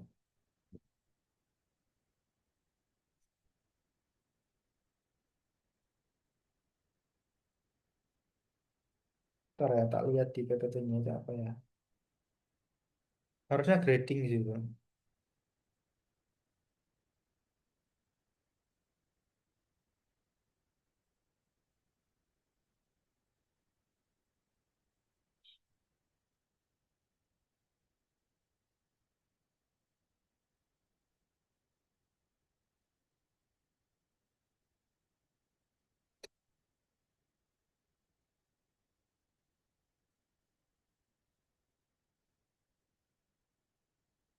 Ya kan, grading. Ini grade ya. Jadi varikokel itu ada grade-nya, ada grade satu, kemudian grade 2, sama grade 3. Grade satu itu dia nggak kelihatan dari luar, tapi dia itu baru teraba, dan dia nggak teraba, dia baru teraba itu pada saat pasien melakukan manuver falsafah, atau dia tahu ya manuver falsafah ya, ngeden, ya, ngeden atau batuk. Kemudian grade 2 itu dia teraba pada saat pasien berdiri tanpa manuver falsafah. Kalau grade 3 dia tuh tanpa diraba pun udah kelihatan kalau ada pelebaran ya, di skrotumnya, pelebaran spermatic cord. Nah ini ya, ini kelihatannya kayak gini nanti. Nama lainnya tuh ini adalah bag of wall. Jadi kantung berisi banyak cacing. Ya. Istilahnya kantungnya itu si skrotumnya ini, dia berisi banyak cacing. Gejalanya bisa biasanya asimptomatik ya, kemudian kadang bisa disertai nyeri skrotum terutama pada saat berdiri. Nah, ini ingat ya, testis itu dia fungsinya sangat bergantung dengan suhu. Dia tuh nggak boleh terlalu anget, nggak boleh terlalu panas ya, dan nggak boleh juga terlalu dingin. Makanya, makanya kenapa kalau laki-laki dia misalnya kena dingin gitu ya, kalau misalkan kena dingin, kena suhu dingin, misalnya pagi-pagi gitu ya, baru bangun tidur, itu cenderung skrotumnya itu mengkerut. Karena otot-otot di lapisan lapisan skrotumnya itu dia berkontraksi. Tujuannya apa? Tujuannya supaya testisnya tuh keangkat ke atas, mendekat ke arah abdomen. Nah, kenapa kok harus mendekat dengan abdomen? Dia mendekat ke inti tubuh, karena inti tubuh tuh dia lebih suhunya tuh lebih tinggi ya. Maka pada saat dingin itu skrotum tuh berusaha menjaga suhu dari testis ini. Nah, pada saat kita dalam keadaan nggak dingin ya biasa, nah itu si skrotum akan tidak berkontraksi ya otot-otot. Maka kalau terjadi stagnasi atau terjadi varikokel itu kan di sini darah ya. Di sini kan darah. Darah itu kan suhunya hangat ya. Maka kalau dia numpuk-numpuk di sini terus akan terjadi peningkatan suhu di testis. Nah, peningkatan suhu di testis ini juga nggak bagus. Dia merusak fungsi dari testis. Jadi testisnya tuh nggak berfungsi secara maksimal. Nah, karena testis ini dia tidak berfungsi, maka lama-lama dia rusak ya. Terjadi apoptosis dari sel germinal akibat suhu tinggi. Karena banyak apoptosis nanti jadinya atrofi testis, testisnya jadi kecil. Kalau testisnya udah apoptosis ya, terjadi atrofi testis, maka produksi dari spermanya akan berkurang. Produksi spermanya berkurang, maka nanti berpengaruh juga akan terjadi infertilitas ya, atau susah dapat keturunan. Pada pemeriksaan penunjang bisa dilakukan USG Doppler sama analisis semen ya. Analisis semen nanti dianalisa cairan semennya, dinilai jumlah spermanya, kemudian berapa yang masih motil, berapa yang masih hidup, gitu ya. Kemudian morfologinya juga penting. Tata laksananya bisa dilakukan varikokelektomi. Ya. Nah, sekarang seorang laki-laki usia 33 tahun datang ke RS dengan keluhan belum memiliki keturunan setelah menikah 2 tahun dengan istri saat ini. Belum memiliki keturunan setelah menikah 2 tahun. Itu berarti infertil ya, fertilitas. Keluhan disertai nyeri yang kadang menjalar sampai selaput paha kanan. Istri sudah periksa ke dokter kandungan dan tidak ada kelainan. Istrinya yang tidak ada kelainan ya. Pemeriksaan fisik dapatkan testis kanan lebih kecil daripada testis kiri. Teraba massa seperti cacing. Ini udah kata kuncinya. Analisis sperma dapatkan hasil oligospermia atau jumlah spermanya itu berkurang. Apakah pemeriksaan penunjang lain yang dapat dilakukan dan apa kemungkinan diagnosis kasus tersebut? Kira-kira apa? Hmm. Sistografi, kalau nggak IVP mungkin. Kenapa, kenapa? Sistografi atau IVP ya? Nah, kita harus tahu dulu ini diagnosanya apa ya kemungkinannya. Kita cari kata kuncinya.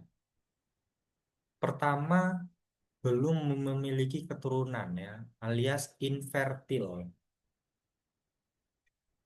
Infertil. kalau dia infertil, Pak, dan setelah dicek ternyata ibu apa istrinya nggak kenapa-napa ya, istrinya normal-normal aja. Berarti masalahnya ada di laki-lakinya atau di suaminya. Masalah infertil pada kalau pada laki-laki itu biasanya karena spermanya, kualitas spermanya itu berkurang. Sperma itu diproduksi di dalam testis. Nah, kira-kira apa yang mempengaruhi testis itu produksinya menurun? Kita balik dulu ke soal pemesan fisik dapatkan testis kanan lebih kecil. Nah, testis kanan lebih kecilnya juga kata kunci ya. Lebih kecil itu berarti dia terjadi atrofi di situ. Dia terjadi atrofi, kemudian trouble masa seperti cacing. Nah, ini yang disebut dengan back of worm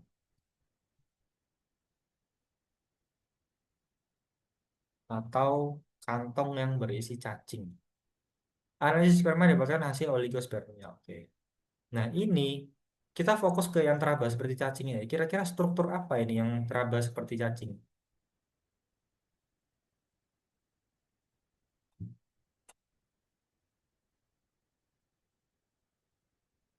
Struktur spermatic cord ya, yang isinya nanti ada Placius pampiniformis. Maka ini diagnosanya seharusnya adalah varikokel. Kalau varikokel berarti pemeriksaannya pakai pemeriksaan apa? USG, USG, betul ya. USG. Kalau IVP itu dia melihat saluran kemih. Sistografi juga dia melihat saluran kemih. Ya. Sedangkan varikokel itu bukan di saluran kemihnya, tapi di organ reproduksi. Nah, betul ya. Coba USG Doppler. Oke, lanjut. Seorang laki-laki 45 tahun datang dengan keluhan benjolan di buah zakar sebelah kanan. Oke, benjolan di buah zakar. Benjolan dirasakan sejak 1 bulan yang lalu. Oke, agak lama. Keluhan disertai rasa berat dan tidak nyaman pada buah zakarnya. Riwayat vasektomi. Nah, ini kata kunci ya. 1 tahun lalu. Pada pemeriksaan fisik didapatkan tanda vital dalam batas normal. Teraba massa kistik di atas testis kanannya. Pemeriksaan transluminasi positif. Apakah diagnosis pada kasus ini? Kira-kira apa? hidrokel, mungkin langsung luminasinya positif. Oke, sebenarnya nggak salah, tapi kurang tepat. Oh, Apa nanti hubungannya sama spermatokel dengan apa? vasektomi? Apa? Apa spermatokel? Nah, ini kalau menurutku ini spermatokel ya, karena dia ada keterangan riwayat vasektomi. Hmm. Riwayat vasektomi. Jadi vasektomi itu kan yang dipotong itu kan vas deferensnya. Vas deferens itu dia saluran antara epididymis ke yang lebih di atasnya. Jadi jalurnya sperma itu kan setelah diproduksi sama testis, dia dimatangkan di epididymis. Di epididymis dia disalurkan lewat vas deferens, kemudian ke vesika seminalis ya, terus ke ductus ejaculatorius. Nah, jadi dia itu saluran sebenarnya. Karena vasektomi itu vas deferensnya dipotong ya, jadi dipotong, otomatis ada resiko bocor atau leakage dari spermanya. Nah, maka bisa terjadi spermatokel. Hidrokel sebenarnya benar, cuma harus lebih rinci. Apa? Isinya apa? Ya, hidrokel itu kan kalau kita ngomong hidrokel tok isinya tuh cairan biasa, cairan transudat ya. Tapi kalau spermatokel itu isinya sperma. Hidrokel bisa berisi sperma bisa. Ini jawabannya spermatokel. Next, seorang laki-laki 25 tahun datang dengan keluhan nyeri pada buah zakar kanan sejak 3 hari lalu. Pada pemeriksaan fisik didapatkan testis teraba hangat dan nyeri yang berkurang pada saat testis diangkat. Nah, ini. Nyeri berkurang pada saat testis diangkat. Ini pemeriksaan apa berarti namanya? Friend, Ya, friend sign-nya positif apa negatif? mereka positif, Mas. Positif, ya karena Dari nyerinya berkurang. ulang. Hasil pemeriksaan telah dilakukan dan diagnosis. pada pasien tersebut adalah, oh ya wes jawabannya cuma satu ini ya. Francine epididymitis. Tuh, ya benar jawabannya ya. Oke, lanjut. Seorang anak laki-laki usia 11 tahun datang ke IGD dan keluhan nyeri hebat pada kemaluannya setelah bermain sepak bola. Oke, nyeri hebat ya, nyeri hebat. Keluhan disertai mual dan muntah. Riwayat demam disangkal pada pengambilan fisik apa? Posisi testis kanan lebih tinggi dibanding testis kiri. Pada USG Doppler didapatkan aliran darah menurun. Nah, ini berarti tanda suatu apa kira-kira? Diagnosisnya apa? Hmm, Torsio mungkin. Ya, benar ya, ini torsio ya. Pokoknya nyeri hebat di area testis itu pasti torsio. Ya, Hmm, torsio itu nyerinya tuh paling hebat. Tapi ini didukung lagi dengan USG Doppler ya, aliran darahnya menurun pada testis kanan. Ini namanya torsio. Dan ini juga ya, setelah bermain sepak bola. Memang torsio itu bisa terjadi pada saat aktivitas fisik meningkat ya. Loh, ini kok udah soal semua oh, belum? Terakhir. Tuan B berusia 50 tahun datang ke poliklinik dengan nyeri ketika berkemih dan pancaran menurun. Nyeri berkemih dan pancaran menurun. Oke, pancaran menurun berarti low stream ya. Nyeri juga dirasakan di perut bagian bawah. Pada pemeriksaan tekanan darah oke, HR oke, RR oke, suhu oke. Nyeri tekan suprapubik. Pada pemeriksaan colok dubur teraba prostat membesar. Tidak ada nodul, tidak ada nyeri, PSA 3. Apa lokasi anatomis yang tersering? Diagnosisnya dulu. Ini diagnosisnya apa? hmm, bener. Pancarannya menurun. BPH ya mungkin. Nah, iya betul. Ini BPH ya. Kalau BPH berarti terjadi di mana? Keganasannya itu terjadi di zona mana? Transisional. Ya, benar ya. Zona Hmm, transisional. Ya, betul. Oke, bagus. Kemudian lanjut. Epispadi sama hipospadi. Epispadi sama hipospadi ini kelainan letak dari Orifisium uretra externa ya atau OUE. Kelainan kongenital di mana OUE-nya itu dia tidak pas di ujung gland penis. Kalau normalnya itu kan OUE itu kan ada di depan ya, di ujungnya glans penis ya. Atau yang kita sebut dengan navicular itu ya. Nah ini kalau epispadia itu dia letaknya di dorsal. Dorsal penis itu dorsal penis itu yang atas ya. Yang bawah itu dia ventral, jangan kebalik. Atau uretra tidak berbentuk tabung tetapi terbuka. Nah, epispadi ini berdasarkan letaknya ya, bisa dibagi menjadi tipe glandular yang mana dia itu masih berada di glans penis tapi dia adanya di atas ya, di dorsal penis. Tapi tipe penile ya, tipe penile ini dia berada di korpus penis ya, di shaft dari penis antara glandular dan venopubik. Kalau tipe venopubik itu dia ada di pangkal penis ya, di bagian di penis paling proksimal itu venopubik. Kalau hipospadia itu kebalikannya. Hipospadia itu letaknya di bawah atau di ventral penis ya. Jadi jangan kebalik ya. Posisi anatomis dari penis itu eh bisa bayangin ya, penisnya itu diangkat ke atas. Itu posisi anatomis. Jadi bagian ventral atau bagian depan itu adalah penis, bagian bawah penis yang ada skrotumnya.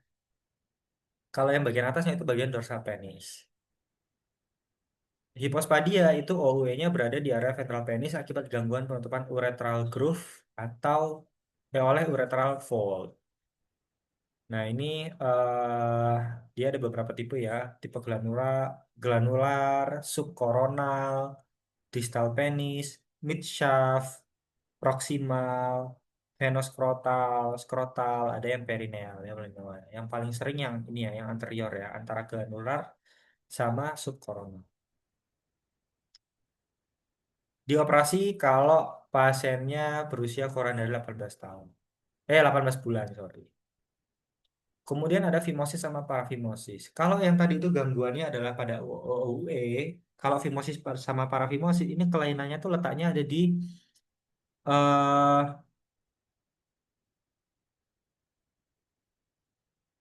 preputium ya, preputium. Kelainannya ada di preputium.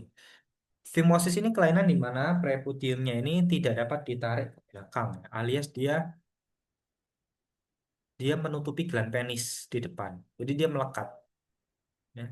Nah ini eh bahaya ya, karena nanti anak itu dia kalau pipis, pipisnya tuh nggak akan keluar, ya. Ataupun kalau dia keluar, keluarnya pun nggak semua, nggak total. Jadi dia bisa menyebabkan si ujung dari perkutimnya itu menggembung ya, menggembung kayak gini karena terisi urin. Nah ini kalau urin terlalu lama stagnan di sini, otomatis kan dia jadi kotor kan bagian perkutiumnya. Nah ini dia berisiko terjadi ISK berulang. Jadi pasiennya itu biasanya ISK berulang, bolak-balik demam, ibunya nggak tahu ini kenapa kok bisa demam bolak-balik. Terus nanti dia nggak nafsu makan karena dia inflamasi terus-menerus ya, infeksi terus-menerus.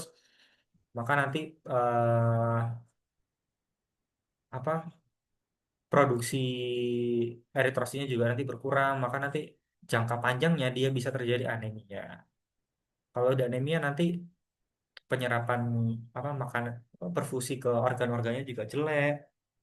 Nanti dia bisa mengalami stunting ya. Jadi banyak efek jangka panjangnya dari fimosis ini. Maka sebaiknya kalau udah ketemu ada fimosis, sebaiknya segera disirkumsisi. Tapi sirkumsinya nggak yang harus segera ya, harus sirkumsinya elektif. Artinya kita stabilkan dulu pasiennya, demamnya dihilangin dulu, infeksinya diatasi dulu, baru disirkumsisi. Komplikasinya ISK berulang, prostatitis, balanitis serotika. Balanitis tuh infeksi di glans penis ya. Kalau prostatitis ini komplikasi dari ISK-nya, ISK-nya. Nah, kalau parafimosis itu kan tadi dia nggak bisa ditarik ke belakang ya. Kalau parafimosis itu kebalikannya, preputiumnya nggak bisa ditarik ke depan, nggak bisa dikembalikan, ya. Dan ini akibatnya dia tuh bisa menjepit glans penis ya, atau terjepit atau terperangkap di belakang penis, menyebabkan nyeri sampai nekrotik. Ini emergency, karena ini dia bisa eh, menyebabkan apa namanya oklusi ya atau penyumbatan dari pembuluh darah yang ada di yang tugasnya mempersaraf apa memvaskularisasi garis penis. Ini harus segera ditangani. Tata laksananya, tata laksana awal bisa dilakukan kompres, eh, bisa dilakukan kompres. Kompresnya itu kompres dingin apa hangat ya?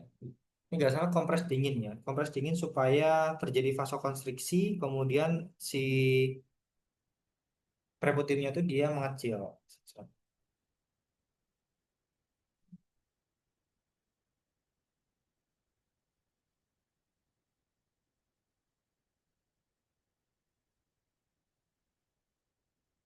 Ya. Kompres dingin ya, kompres es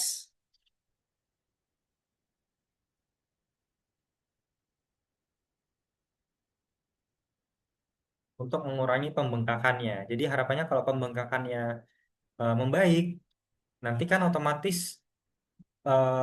si perkutim ini bisa ditarik ke depan ya. Kemudian kalau pakai kompres itu dia nggak membaik, maka harus dilakukan dorsum sisi. Dorsum sisi itu bagian dorsal dari perkutimnya ini dipotong ya. Seb- Nanti dorsum sisi ini akan dilanjutkan dengan sirkumsisi. Dan dorsum Cito ya. Dan ini yang melakukan sirkumsisi harusnya bukan dokter umum ya, tapi dokter uro.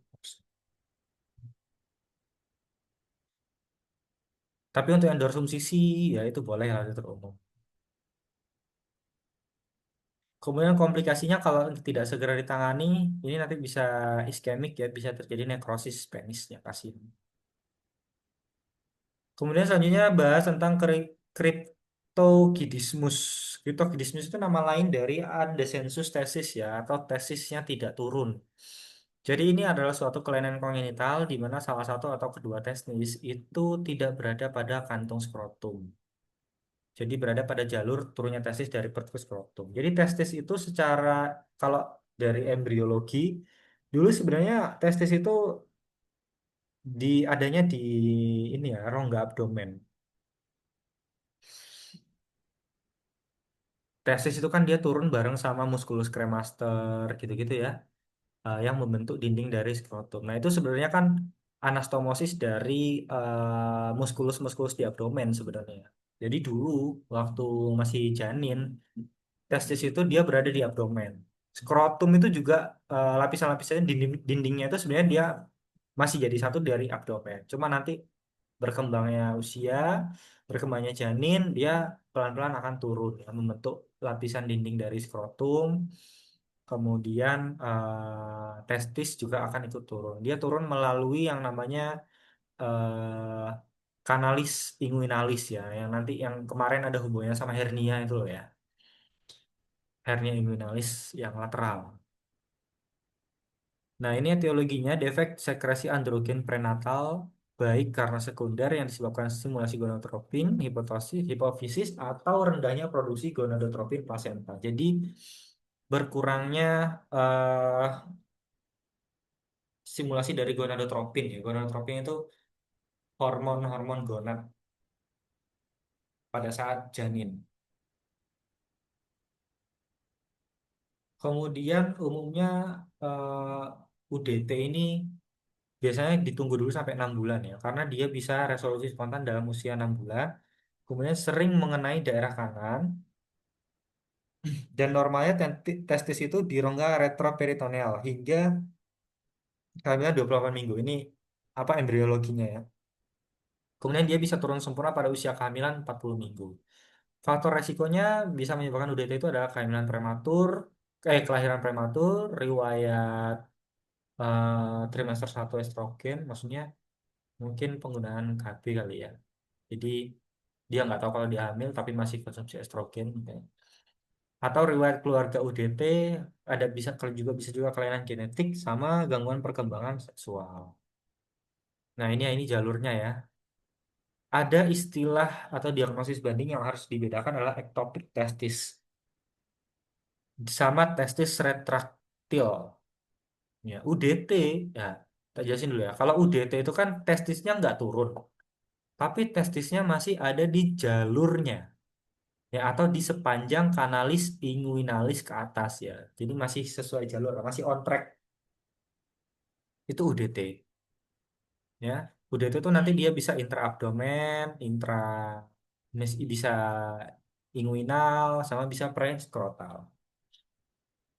Apa bedanya sama ectopic testis? Kalau ectopic testis itu ditemukannya testis di luar skrotum, tapi tidak pada jalur testis. Jadi dia nggak ada di sepanjang jalur ini, tapi dia di tempat lain, bisa di femoral, bisa di perinea, bisa di prepenile ya, atau di pangkal penis, ya. Itu ectopic testis. Nah, kalau testis retraktil bedanya apa? Testis retraktil itu testisnya bisa naik turun, artinya bisa dimanipulasi, ya bisa naik, bisa turun, tergantung apa? Biasanya tergantung dari eh, kontraksi, kok kontraksi muskulus cremaster ya. Jadi kalau muskulus cremasternya itu dia kontraksi, maka dia akan menarik testis ke atas. Semakin ke atasnya nanti dia nggak kelihatan lagi. Kemudian nanti kalau muskulus cremasternya itu menurun atau relaksasi, maka dia akan turun lagi. Tuh. Nah, ini diagnosis dari UDT, diagnosis ditegakkan saat testis tidak ditemukan dalam skrotum. Bisa dirujuk kalau setelah 6 bulan ya. Karena harapannya itu kan dia bisa turun sendiri dalam 6 bulan. Testis tidak turun spontan. Rujuk apabila UDT baru didiagnosis setelah usia 6 bulan. Kemudian kalau ada kriptokidismus bilateral, artinya kanan kiri, dia usianya kurang dari 4 bulan, maka harus diperiksa kadar hormon testosteronnya. Kalau dia usianya lebih dari 4 bulan, maka harus dilakukan pemeriksaan HCG. Tata laksananya tidak perlu terapi hormonal. Kalau dia gagal resolusi dalam 6 bulan, maka bisa dilakukan operasi sebelum usianya 12 bulan. Anak prepubertal yang belum puber ya, belum pubertas dengan UDT teraba dilakukan orkidopeksi skrotal atau inguinal. Orkidopeksi itu maksudnya diperbaiki ya. Peksi itu selalu artinya adalah memperbaiki. Anak prepubertal dengan UDT tidak teraba atau nggak ketemu nih dia di mana lokasi testisnya, maka dilakukan eksplorasi dan orkidopeksi abdominal. Kalau kontralateral testis normal bisa dilakukan orkidektomi pada testis yang tidak turun jika satu pembuluh darah testis dan vas depressnya sangat pendek, jadi nggak memungkinkan untuk dilakukan orkidopeksi. Kemudian testisnya dismorfik atau hipoplastik ya kecil ya, sama usianya post pubertal, jadi udah lewat masa pubertas. Dan diagnosis bandingnya ya,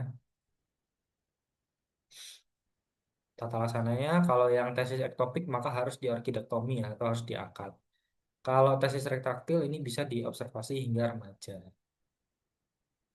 Nah, ini kemudian priapismus ya. Ini, oh ya, ya, sisa dua materi.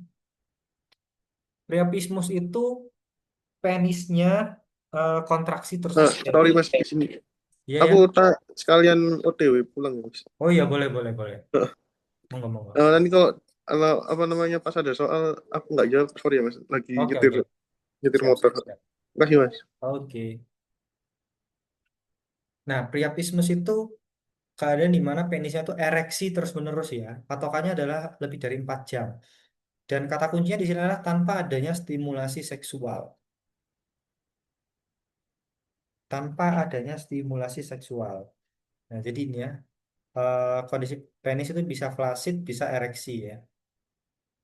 Nah, priapismus itu dibagi lagi menjadi iskemik sama non iskemik ya, low flow sama high flow. Jadi di dalam penis itu kan ada pembuluh darah ya, pembuluh darah arteri sama pembuluh darah vena. Kalau salah satu dia itu tersumbat, maka dia bisa menyebabkan priapismus ini. Sekarang yang low flow. Low flow itu sebenarnya kelainannya bukan di arterinya, tapi di venanya. Jadi kalau misalkan vena di dalam penis itu dia tersumbat karena apapun wes, entah karena ada trombus, ya, entah karena trauma, nanti biasanya akan mengendap, bukan mengendap, akan stagnan ya, apa darahnya itu akan numpuk di vena. Karena numpuk, venanya akan menjadi melebar. Nah, vena sama arteri penis, ya, dorsalis penis itu dia dempet. Karena dia dempet itu, karena venanya dia melebar, nanti dia akan mendesak si arterinya. Nah, karena arterinya didesak, otomatis aliran darah dari arteri itu akan terganggu. Karena karena terganggu, nanti dia bisa menyebabkan iskemik. Itulah kenapa masuk ke klasifikasi priapismus yang low flow. Nanti tanda dan gejalanya adalah nyeri, rigid erection, dan iskemik pada penis. Ini etiologinya biasanya karena kelainan dari hemoglobin. Yang paling sering dimention sama UKM PPD itu adalah sickle cell anemia ya, atau anemia bulan sabit. Atau pada pasien-pasien dengan yang menderita hiperkoagulasi atau gangguan koagulasi darah ya. Kalau yang non iskemik itu kebalikannya. Non iskemik itu dia tidak terjadi sumbatan pada arterinya ya. Dia tidak terjadi sumbatan pada arterinya. Maka dia maka aliran darah yang dari arteri itu tetap lancar. Maka dia dinamakan high flow ya. Nyerinya nanti ringan, rigidnya cuma minimal, aliran darahnya cukup dan teroksigenasi baik. Biasanya karena trauma aja ya, trauma tumpul sama straddle injury juga bisa. Nah ini ya, priapismus ada low flow, ada high flow. Untuk tata laksananya, yang Cito, yang emergency itu adalah yang low flow ya, karena dia adalah suatu iskemik. Jadi ini suatu kegawat daruratan. Nah, kalau kita menemukan pasien dengan low flow priapismus, yang pertama itu bisa dilakukan aspirasi. Aspirasi dari glans penis. Jadi tujuannya adalah kita mau ngambil darah dari korpus eh, spongiosumnya. Jadi sebenarnya glans penis itu kan kalau ditelusuri ke dalam itu kan dia merupakan terusan dari korpus spongiosum ya. Nah, itu diisi banyak sama arteri sama vena. Nah, darahnya kalau yang low flow itu dia numpuk di korpus spongiosum itu. Jadi kita lakukan aspirasi untuk darah yang terjebak di dalam korpus spongiosum itu dia disedot ya, disedot balik supaya dia tidak mendesak arteri lagi. Kalau ini gagal, maka bisa dilakukan intracavernosal venilevrin. Harapannya supaya kita vasokonstriksikan dari vena-vena di korpus spongiosum itu. Kalau gagal, masa bisa dilakukan distal shunting. Kalau gagal lagi, maka bisa dilakukan redodistal shunt atau proximal shunt. Ya, shunting-shunting ini kita rujuk ya ke urologi untuk dilakukan rekonstruksi. Rekonstruksi. Maksudnya perbaikan ya, repair. Kalau yang high flow, karena dia itu tidak iskemik, maka dia bukan suatu kegawat daruratan. Jadi kita observasi aja. Observasi aja, kalau misalkan dia lama nggak membaik, bisa dilakukan arteriografi atau embolisasi. Jadi untuk menghilangkan sumbatan dari venanya itu ya. Kalau misalkan masih gagal, maka bisa dilakukan surgical ligation. Batu saluran kemih ya. Ini batu mulai dari ginjal, batu ureter, buli sampai uretra ya. Jadi ure, urolithiasis itu adalah suatu adanya batu di sistem traktus urinarius ya. 80% merupakan batu kalsium atau kalsium oksalat. Kalsium oksalat ini, oksalat itu banyak ditemukan di teh ya, kemudian jamu-jamu yang daun-daun hijau itu banyak ya, jamu-jamu herbal gitu. Kemudian sisanya adalah batu asam urat sama batu struvit sama sistin. Kalau struvit ini biasanya karena ISK berulang ya. ISK berulang, ada infeksi di situ, akhirnya dia menimbulkan hiperkoagulasi ya dari struvit. Kemudian ada sistin. Nah, ini batu tuh bisa terjadi di mana-mana ya. Bisa di batunya, bisa di sistem kaliks, bisa di pelvico ureter, pelvico ureteral junction atau PUJ. Kemudian bisa di ureter, bisa di vesika urinaria, bisa juga di uretra. Jarang sekali batu primer itu terjadi di ureter sama uretra. Biasanya itu dia terjadi di ginjal, cuma dia lepas. Dia ikut aliran dari urin, maka dia lepas ke ureter, kemudian dia menyumbat ureter. Biasanya kayak gitu. Manifestasi klinisnya itu tergantung dari lokasi batunya ya. Kalau di nefrolithiasis atau di ginjal, maka manifestasi klinisnya nanti berupa nyeri di regio flank atau pinggang ya, bawah. Bisa ada nyeri katok CVA, bisa juga trouble massa ginjal bila ada hidronefrosis. Hidronefrosis itu ginjalnya penuh dengan air ya, atau penuh dengan urin. Kenapa kok bisa terjadi itu? Ya karena batu dia kan menghalangi saluran kemih ya. Kalau dia menghalangi saluran kemih sampai menimbulkan obstruksi, maka urinnya bisa numpuk. Numpuk dia maka ginjalnya nanti membesar ya, bengkak karena ketumpuan dari cairan itu. Kalau ureterolithiasis itu nyerinya ada di nyeri pinggang dan dia menjalar. Menjalarnya itu kemana? Tergantung ke, apa posisi di mana batunya. Jadi ureter itu dia punya tiga tempat penyempitan ya, di proksimal, media, sama distal. Proksimal itu dia eh, batu di U,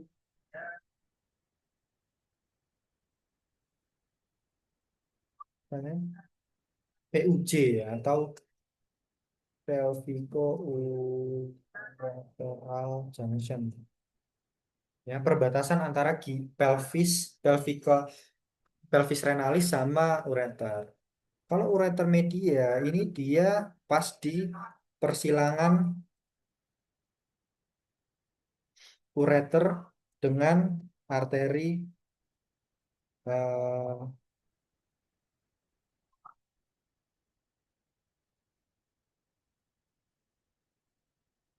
arteri mana itu ya? Arteri iliaka interna apa ya?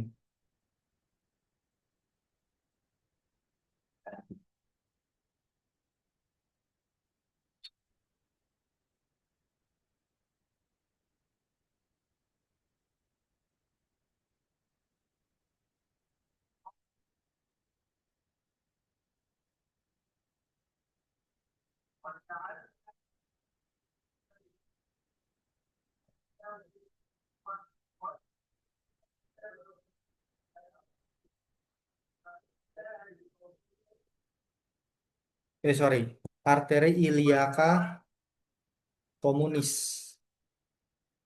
Nah, jadi di persilangan antara ureter sama arteri komunis itu dia terjadi penyempitan. Nah, dia bisa eh, batunya bisa stuck di situ ya. Jadi nyerinya di situ. Nyerinya menjalar ke medial paha ya, setinggi L1 sampai L3. Kalau di distal ini penyempitannya di vesiko atau UVC ya, uretero vesical junction ya, atau perbatasan antara ureter dengan vesika urinaria. Ini nyerinya bisa sampai skrotum, bisa sampai ujung penis. Kalau vesikulitiasis itu dia batunya di batu di buli ya.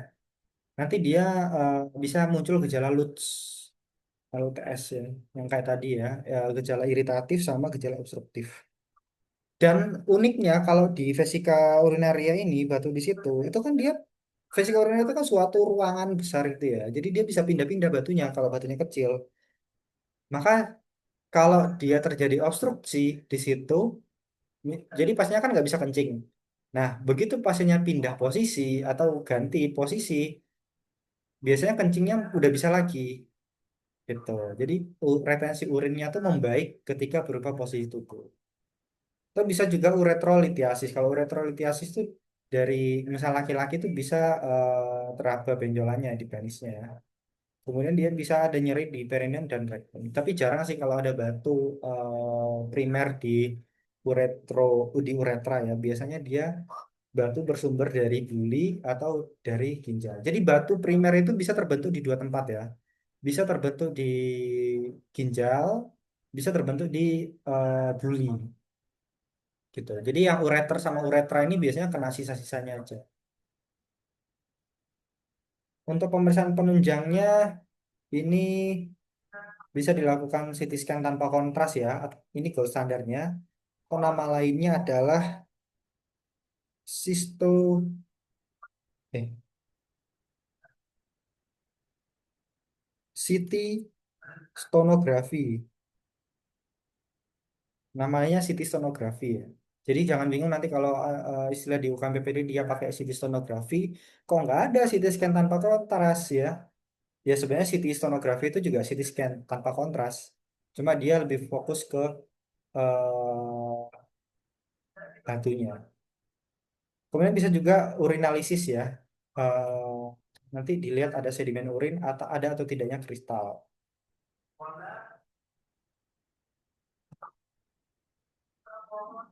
Foto pos abdomen bisa juga dilakukan. Nanti akan kelihatan gambaran radio opak ya.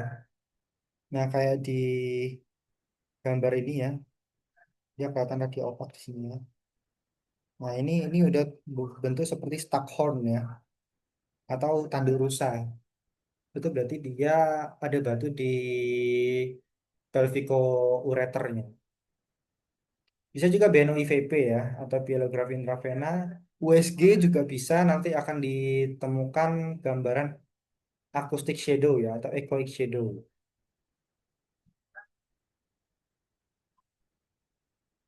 Dan bus fungsi ginjal, karena kalau dia udah sampai hidronefrosis, dia bisa menurunkan fungsi ginjal. Nah ini ya, ini apa, ringkasannya. Untuk terapinya tergantung dari ukuran batu. Hafalin yang tengah-tengahnya aja ya, 5 sama 8. Kalau kurang dari 5 itu berarti kita lakukan konservatif. Observasi selama 6 minggu, dapat diberikan NSAID, diuretik, sama edukasi minum banyak. Ya. Harapannya dia bisa keluar sendiri. Eh, Kemudian kalau ukurannya 5 sampai 8 milimeter, ini bisa dilakukan medical expulsion therapy ya, atau pemecah batu tapi pakai apa namanya? Pakai obat-obatan. Bisa pakai tamsulosin, bisa ada lagi namanya itu eh,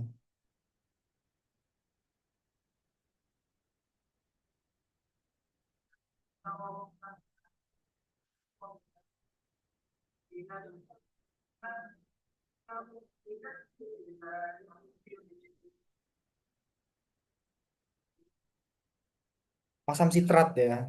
Aku barusan nyari.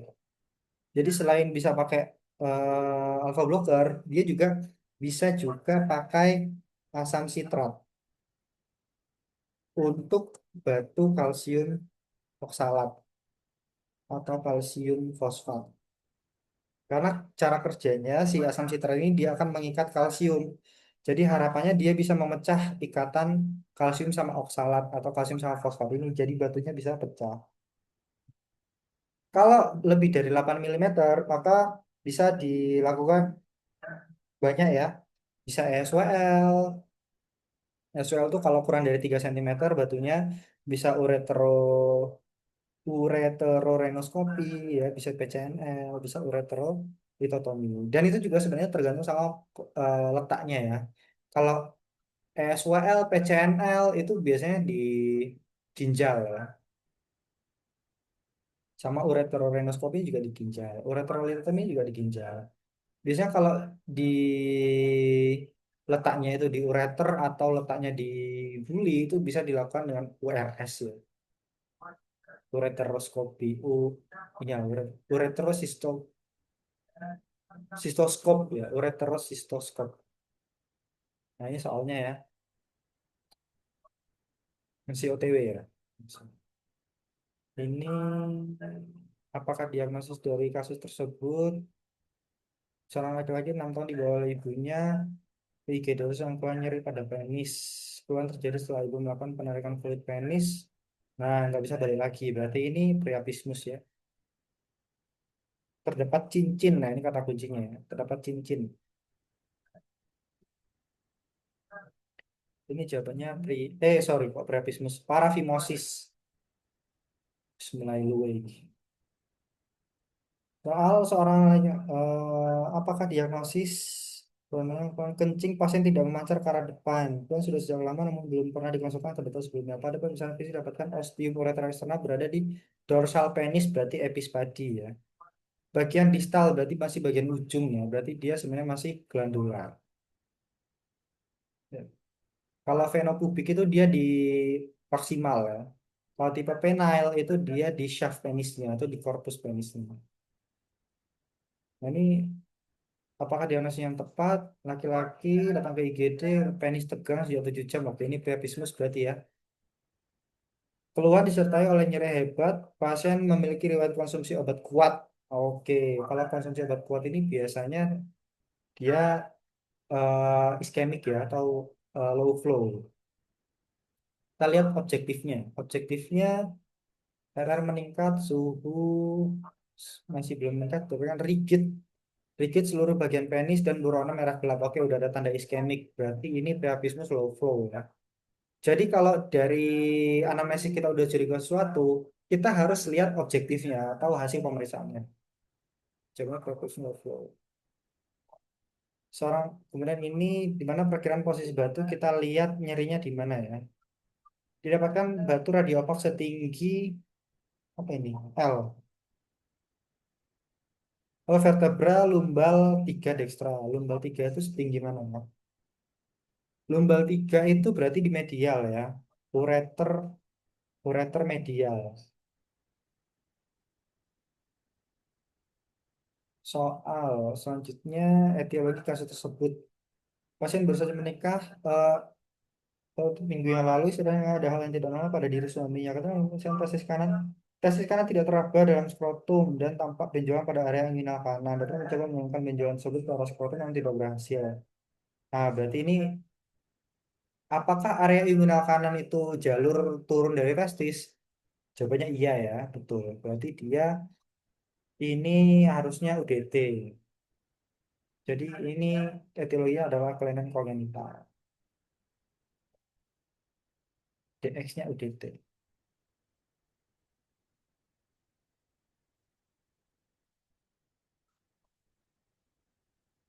Oke, sampai sini ada yang mau ditanyakan? Masih di jalan ya. Ya wis. Nanti kalau ada yang mau ditanyakan langsung chat aja nggak apa-apa ya. Karena sampai di sini dulu. Cari buka dulu.